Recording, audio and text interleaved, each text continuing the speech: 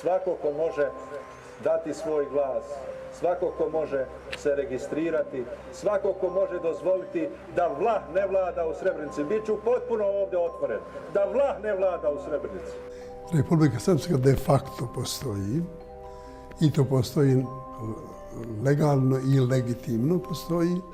Jedan je krvlju da se zaljevamo i da je branimo, a drugi je da svake 4 godine potvrdimo našu suverenu volju na izborima i da kažemo da, mi smo muslimani, ovo je naša zemlja. Ja ne vidim sem da nađu način da mogu da pregovaraju nešto, jednoj istorijskoj činjenici. Biću potpuno ovdje otvoren, da vlah ne vlada u Srebrenici. Razvijemo i pokažemo dobru volju međusobno i prema svima ljudima oko nas.